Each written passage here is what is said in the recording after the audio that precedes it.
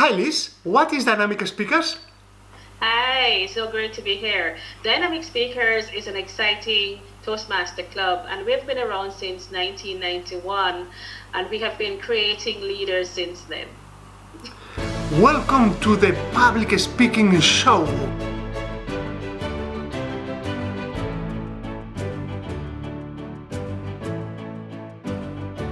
Your host today, Julian Cerceda, will show you one of the best Toastmasters club in the planet.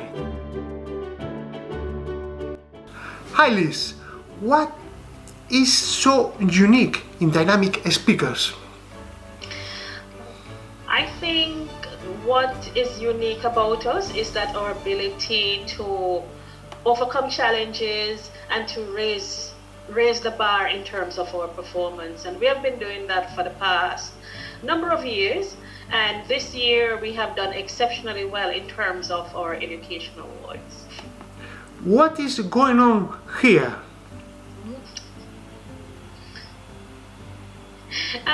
Okay. Right. So we talk about innovation and creativity, and here we try to make our meetings as exciting as possible to ensure that our members get the best club experience. So here we had a theme to fly, a flight theme. And so it came with in-flight refreshments. We had a check-in counter. We arranged the rooms so that it looked like an airline where we have the different seats. We had first class and we had economy, and we had our Toastmaster of the day, a captain and co-captain. There we have Melinda and D'Angelo, and they dressed like captains flying the airplane, sorry. And it was such a great meeting. We had in-flight service, we had the flight attendants who provided service, and it was really great. I think D'Angelo is scared of heights. Look at his face. Well, exactly. And what do we have here? This is another nice meeting, isn't it? Yeah, no, this wasn't online. This was a face-to-face meeting. And what we have here is a beach theme. The theme was Life's a Beach. And then we had all the lures that we gave each member. And if you notice in the background, it's set like a beach setting. So we had the hammock and we had the beach balls and everything. And to top it all, we had the coconut, which is the Toastmaster. They had that to sip on while she guided us through the meeting. So this was for us a winner. This was just really awesome, off the chain. That sounds amazing. When do you guys meet? We meet every second and fourth Saturday of each month, just twice per month. And where do you meet? We meet at the Jaimaica Theological College, which is here in Kingston, Jamaica. But currently, because of the COVID situation, we're meeting online. We meet the same time twice a month, every second and fourth Saturday. Sorry. And what is what we see here on the screen? Wow. That looks like our report card from Toastmaster International. Wow, it's amazing. For somebody who is not in Toastmasters, what specifically this chart is showing? Just like in any aspect, whether it's your job, your full-time job, or if you're a voluntary organization, and in your personal life, what we have is what we call a report card, and it really tracks your performance for the particular year. And this, for Toastmaster International, is what we call our DCP, or Distinguished Club Program, and it tracks the performance of each club based on some KPIs that are given. So the KPIs include education, which is the first one, and then we have membership, and then we have administration.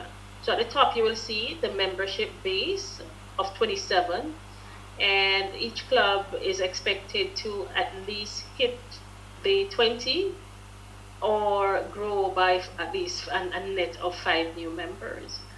And then if you move down a bit, okay, so you can see under education you have two areas. We have for the traditional program, and we also have for pathways. For our club this year, we have been focused on pathways because in the next couple of months, Toastmaster International will do away with the legacy program. We also have training for club officers, which is twice per year. So you would get what we call one DCP point for the training, and also for the administration, which is in terms of ensure that membership dues are submitted on time, and also the club officer list is submitted on time. That's an additional point. Okay, what I see here is that you have a lot of points. Is this normal or not? The performance is not normal. The performance is normal because we have hit DCP President Distinguished Club since 2013, 2014 Toastmaster year. So that has been very consistent for us. What is the new norm, or what I should say is disruptive, is the education awards. The education awards for this year, we are currently at 47, and based on our projection, I think we should have about 60 education awards by the end of this Toastmaster year. I think that is impressive. How did you manage to do such a fantastic job this year? Well, it's teamwork for sure, and one thing we did set out at the beginning of this Toastmaster year to do is to change our focus. For the past number of years, as I mentioned earlier in my presentation, we have always hit the Distinguished Club program, and we have been President Distinguished Club. Now, at the beginning of the Toastmaster year, our current president said, are you aware that there are clubs that are hitting 30 and 40 education awards, even right here in the Caribbean? And I said, no, I wasn't aware of that. And she pointed me to clubs that are doing great. What they did was to focus on the membership. And because membership is the heart of what the Toastmaster experience is all about. That's why persons join Toastmasters, to develop their communication and also their leadership skills. And so what we did this year that was different was we called every single member of our club by telephone, every one of them, and said to them, what will be your Toastmasters goal for this year? And everyone gave a goal, we wrote it down, we had a commitment, and so that's why we're seeing this phenomenal achievement for this Toastmaster year, by just shifting our focus from the DCP to membership. Because the idea behind it is that if you focus on the membership, you will achieve the DCP in the process. When you focus on the membership, you have more persons getting involved in achieving their goals, and then you have more happy members. And so even with COVID, we didn't have an issue with members renewing this Toastmaster year, because they could see the benefit of us investing in their development. Sounds amazing, seriously. It sounds, music to my ears, that's for sure. Very well done. Now, I think that you guys are quite disruptive. What is the craziest idea you have implemented this year in your club? We have implemented, we have done some trial and errors, and we also did some that were successful. The first one we tried to do some voting online. That didn't really work out so well. But although it's disruptive, it worked out because we didn't see COVID coming. So now we're able to apply our mistakes to COVID. And the other thing that we did that was quite disruptive is that we started offering the opportunity for members who were not able to come face to face. We did our first online meeting in about September of this year.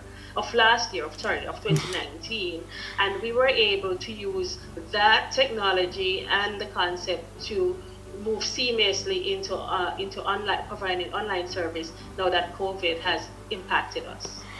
That's what I find, that clubs that for whichever reason were practicing with online softwares before COVID, when COVID impact, boom, they were there and they were able to give really good shows, as you are doing, by the way. Now, what is the craziest idea you try to implement this year? For whichever reason didn't work. And don't tell me that is the online voting. Tell me something juicy, saucy. Okay, okay.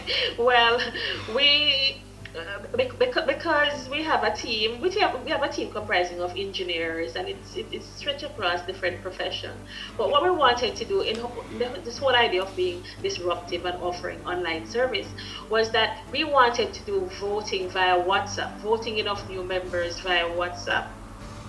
Well, that was a breach of our constitution. But so we had to withdraw that. So that was the disruptive one that we did this year. That is most memorable. But like I said earlier, it worked out very well in terms of we're not necessarily voting on WhatsApp, but we have several voting tools that we can use to vote in our new members. How do you do it? Which tools do you use to vote your new members? We're currently using Zoom. Zoom has an online feature, and we also use Google. Okay. Google surveys. So how is the process? I think this is the process to welcome or to accept new members in the club. That is correct, right. So we'd send information out via email to say these are the new members and accept or decline. And just very simple, and we just vote them in. That's interesting. I heard about this process in some clubs, but I have never seen it here in the UK. If I wanted to become member of Dynamic Speakers in Jamaica, what should I do? I should apply? Should I give a speech? What is the process to become member of Dynamic Speakers? That's an excellent question, because apparently it's not practiced straight across for all clubs, but what we do in our club, we allow a guest to visit the club at least 3 times to see if they are comfortable with what they want. And by the second time, they would submit their application for membership. The application is processed by our team from the VP membership, and she has a committee that reviews the application, and the member would have submitted the application with the views, and then a special meeting is held, a business meeting, and the person is introduced to the club. They will give a few minutes of introduction, and then they will be asked to leave the room, and then the VP education or the secretary will announce that this person requires to be a member of our club, and those that are in favor would vote, and those that are not would vote. But we have never seen a case where the application has not been accepted, though. But that's good. That was my next question. yeah. But the good thing about it is that the voting process will allow for you to vote out a member if it so happens to be. Now, almost 30 years on the run. How can you make a club last so long? What is the secret? Well, it requires a lot of work, and we are blessed at Dynamic Speakers to have what we call institutional knowledge, because we have some very senior toastmasters that are very knowledgeable and have served at division level and even within Jamaica, within the district level. So we pull on those institutional knowledge. And in addition to that, we have persons who are just very much interested in their personal development. And because we have committed to that personal development, that is what keeps our members coming. Not to say that some persons may not meet their goals and then would have attrition, but it requires us to have a very robust marketing plan as we for each year in terms of how we are going to attract new members. Like, for example, this year we talk about disruption. So this year we are partnering with some of the universities in having their engineering interns become toastmasters as part of their internship, because even as engineers we need engineers that can lead and also can communicate effectively. How many women are in your club? Okay. All right. We have our club are predominantly female. We have about the ratio is about 70%, 70-30. 70 women? No way. You must be kidding me. No, that cannot be true. No, it is so true. Our club is predominantly female. In fact, about 4 years ago, we had more, maybe like 98% of our club. In fact, it was just one male that we had in the club, and he will tell you that he felt very uncomfortable because he was the only male. So even this membership drive that we have had with our local universities to get more engineers or more male into the club has been working very well, because when males visit as guests and they see the number of males, it will encourage more males to join Toastmasters. Absolutely. One of the reasons why I'm doing this podcast, this video podcast, is because at Manchester Communicators, my club, we have few members. Few female members. It will be, at the moment, stands the ratio 30% women, 70% men. So completely opposite to you. Now, the question, of course, is what do we do to attract those women into our club? Well, maybe you could use some of the skills that we use, because the Toastmasters is evolving like everything else. And even if you look at business, you have the growth curve, and then you kind of plateau, and then you have the decline. It's the same thing for Toastmasters. You have to look at it like a business, very strategic. And you have to come up with creative ideas. For example, now is a good time to attract the millennials to your club. Now, to attract them, you have to make your program exciting, because their attention span requires that you do things that are exciting for them. And so maybe you can incorporate that in terms of looking at the millennials who are very driven. They love the excitement. They're very passionate about what they want to do, and they're very determined that they're going to communicate effectively, and also they are also the current leaders in a lot of organizations. So if you target the female millennials, that's a good opportunity right there.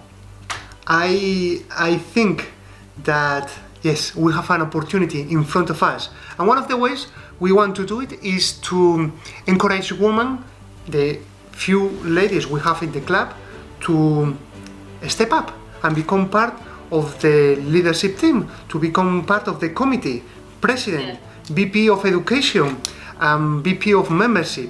However, because our club is very young, slightly 9 months, is gonna be next month, it's a bit unfair, I think, to put all this pressure on them, because most of them are quite new. They have not even been in Toastmasters for 6 months.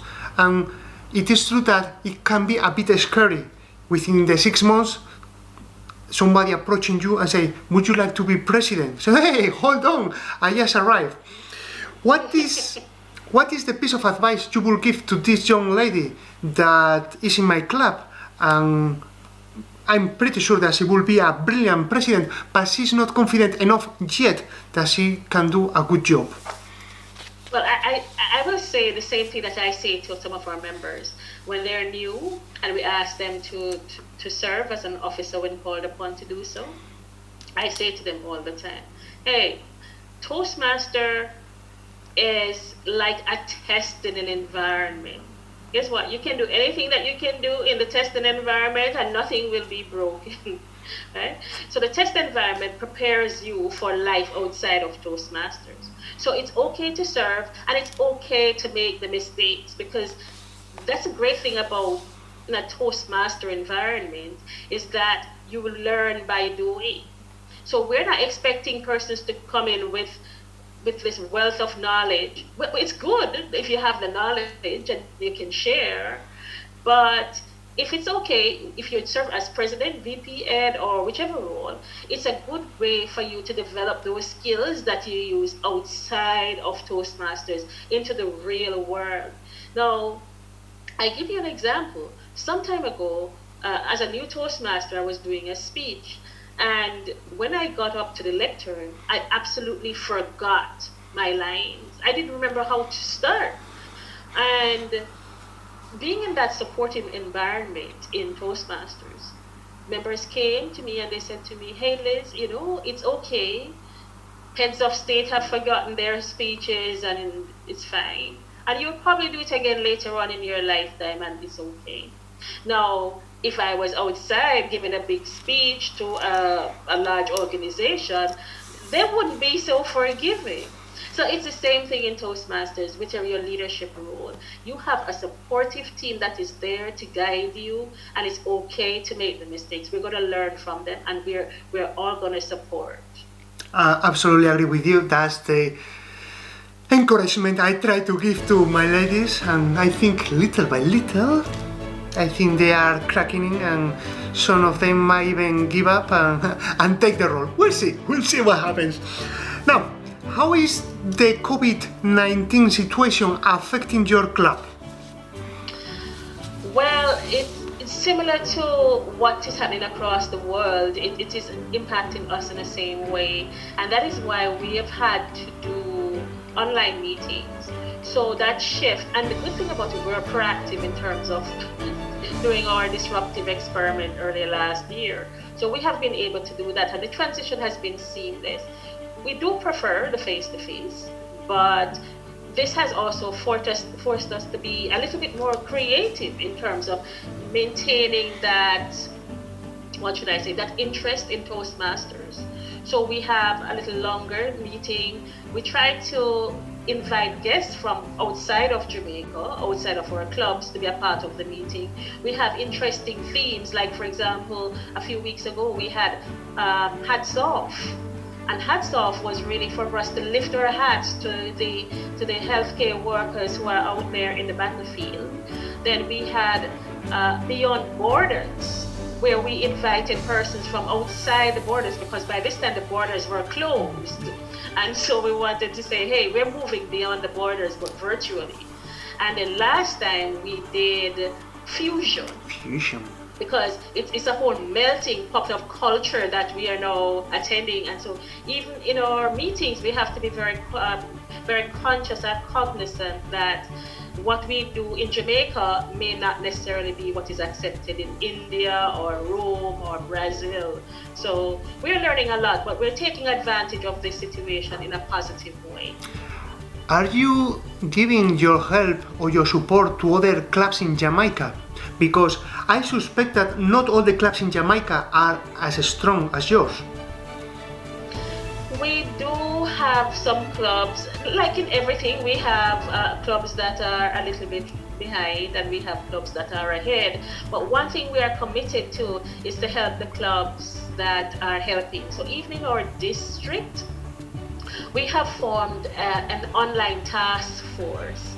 And that online task force is responsible for identifying the clubs within the district, those that are struggling or those that are ahead. And then we have a team that will visit these clubs and we provide online support, show them, give them options as to which one of the platforms to use, some of the tools and techniques that they can use. For example, the timing feature is going to change because we're on camera. So we show them the tips and tricks that they can use in online. So we definitely provided that level of support for all clubs. And I must say that even here in Jamaica, I think over 90% of our clubs are online. Brilliant. You know, it's been a pleasure to talk about dynamics speakers with you, but before we finish, I have a grill for you. You know the game, isn't it? I'm gonna ask you very quick questions and you have to answer as quick as possible. 1, 2, 3 words. So, let's start. What is your favorite color? Purple. What is your favorite food? I love apples. Apples? You didn't tell me that yesterday. I give star apples, but since you don't know what star apple is, I just leave it at apples. What is your favorite Walt Disney character? I love Mickey Mouse. How long have you been member of Toastmasters? 10 years. What is your best memory in the organization? I think was when I was brave enough to do a first international speech and won at the club level. What is a Toastmaster club you would recommend me to visit, leaving aside dynamic speakers? I would say definitely Kasi Toastmasters Club in Guyana. They are amazing. I just love them. Tell me something that nobody knows about you. I love to cook. Okay, fantastic. Good. I don't suspect that. Anyway, Liz, it's been a pleasure to have you here. I hope you enjoy as much as I did, and we will be in touch.